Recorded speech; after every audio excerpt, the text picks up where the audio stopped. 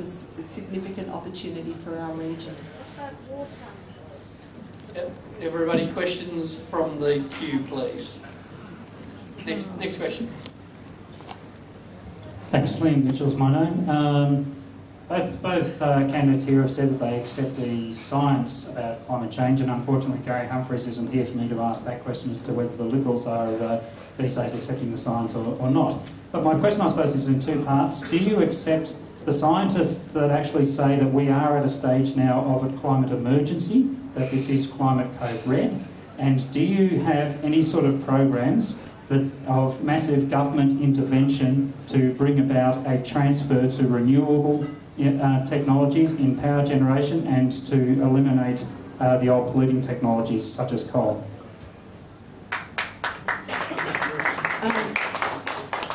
Thank you, and yes, we do accept the science. I do accept that we are at that critical turning point, and that shapes our commitment to tackling climate change.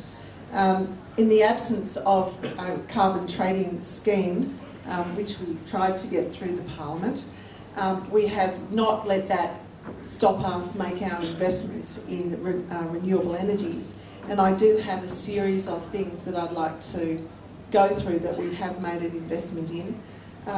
If we're re-elected, we will invest $1 billion over the next 10 years in our electricity networks to connect Australia's renewable resources to Australian homes. This Connecting Renewables initiative, which was announced on the 23rd of July, will identify and develop projects that deliver clean energy resources to our suburbs.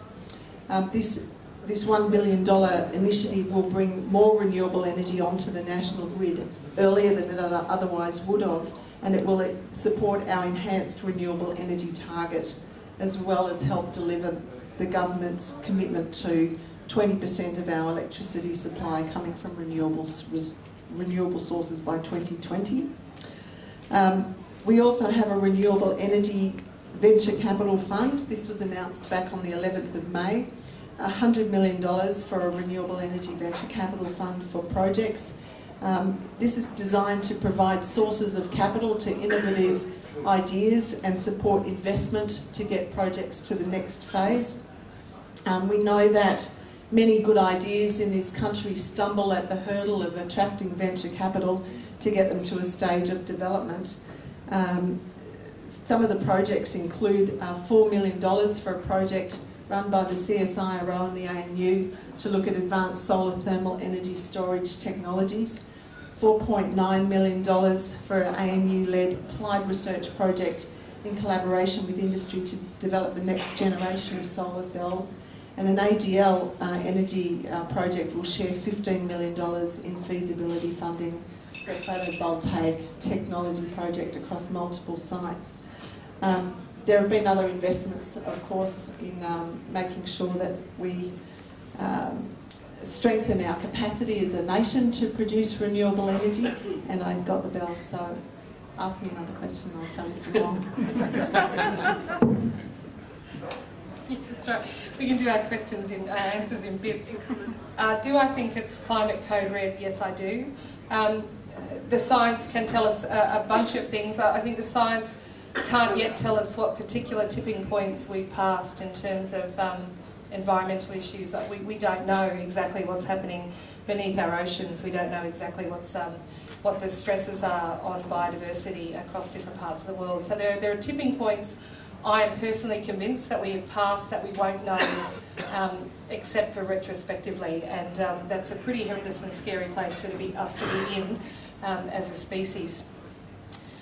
And I've only got 2 minutes, so I'm going to talk about beyond coal, renewables and climate and biodiversity. We do need to move beyond coal. 85% of our electricity generation is coal dependent.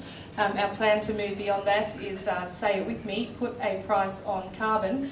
And we need to, we're saying also no new coal-fired power stations. There's about a dozen new ones on the books.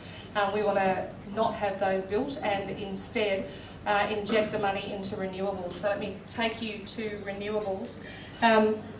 Our plan is to have 30% reliance on renewable energy by 2020 and 100% by 2050. We can actually do that with strong political leadership, strong governance at the Australian government level. It takes investing in new industries, it takes supporting new industries and giving them the financial and regulatory incentives they need and disincentives to the polluting industries to actually balance out the rise of renewable energy and the demise of coal-powered energy. The last thing I'd say is the issue about climate and biodiversity. There's an awful lot of carbon locked up in our old growth forests. We could push a button right now, and if we have balance of power, that's one of the things we'd be looking to do, push a button right now saying no more logging of old growth forests. Let's leave that carbon locked up there.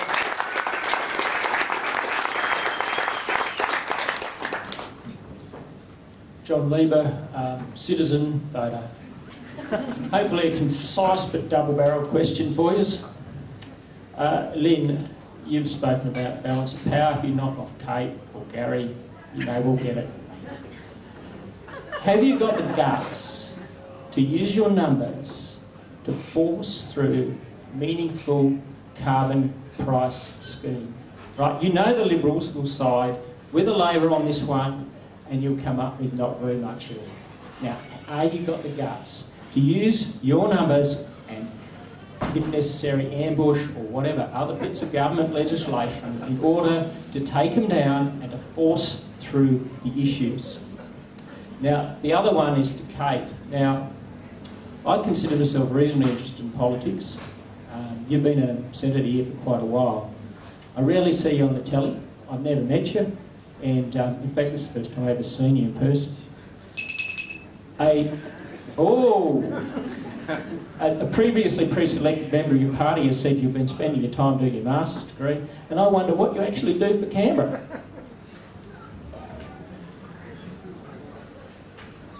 I reckon I'm a gutsy person. I've been doing gutsy stuff up at Parliament for the last decade for ACOS and the community sector and vulnerable Australians. Do I have the guts to be part of the balance of power party team that plays hardball? Yes, I do. Do I want to just play hardball on climate? No, there are other pressing issues. Climate is huge, so is Indigenous disadvantage and all those gaps that need closing. So is the parlous state of tax and transfer arrangements in this country. So is housing, so is transport. So there's a suite of issues on which we'll want to act to get a progressive policy framework and progressive action in place. And there I am on television. Hello, me. Very distracting, those big screens. And narcissistic if it's you on the screen, that's all I'm saying. And no, if you're asking would we block supply, would we use balance of power to do that? No, Bob Brown's on record saying we won't do that. He's on record saying we will be a sensible and constructive balance of power. So the art to that is going to be hard, tough negotiation. Will we hold the economy, the well-being of thousands of Australians to ransom on this particular issue?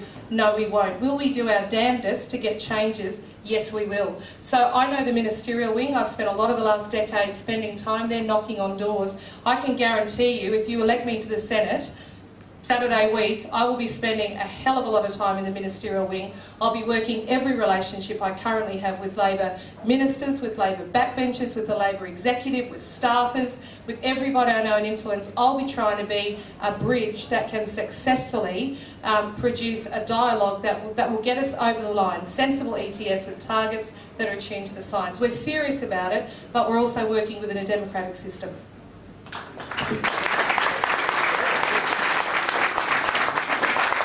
I'm not sure where to start with the response to that question. I've been elected since 1996 and spent the vast proportion of that time holding a whole range of shadow ministries in opposition. I didn't get a ministry in government, so I've spent my time making sure that the Labor government keeps its eye focused on the things that matter to the Canberra community. One of those, of course, is stability of employment in the Commonwealth Public Service, but there's a whole range of policy areas, including the national broadband network and how we deploy technology and invest in internet-based technologies to improve government service that I've, I suppose, got my teeth into in a policy sense during this last term. I don't know who told you I was doing a master's degree, but I've got 5 kids, 3 of my own, 2 step kids. I have a full life and I do not have time to study on the side. So I don't know who's been saying those things about me, but there is too much to do in this job to be studying on the side. And I should say, I'm not criticising anyone who does. I don't have time for it. So nice try if you're trying to have a crack or smear my name or something. But I'm here because I care about Canberra. I hope to be re-elected on the 21st, but I don't take it for granted. And I'm also at this forum because climate change is something I believe in, and I think that whatever motivated you to ask that question, you've been misled.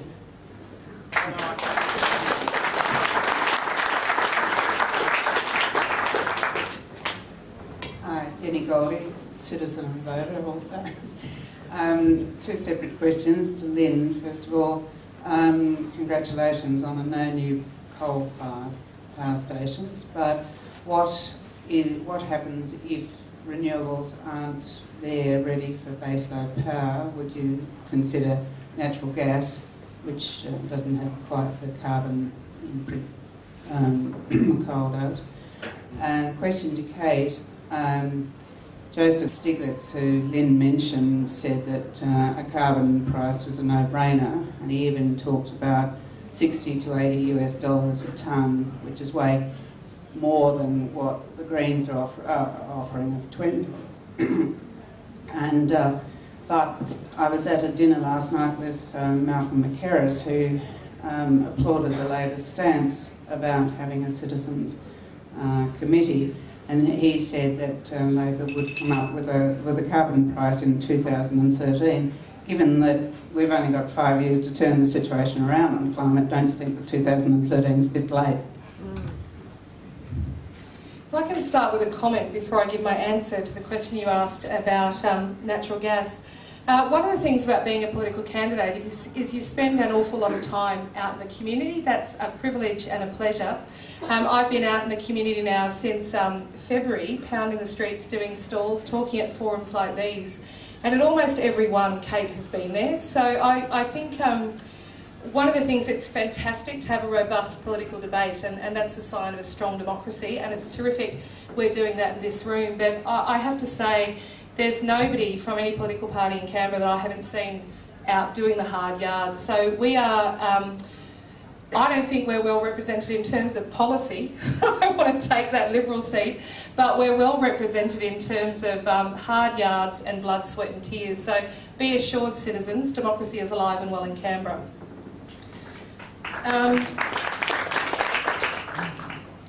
In terms of the natural gas question, that's a live debate in the party at the moment, and so that's an issue we're going to have to come to if and when, but we'll be doing our best to see if we can get to renewables, to see if we can get the incentives right for renewable industries and the disincentives right for the polluting coal industries. So that's very much a second step. It's in our minds and it's under discussion.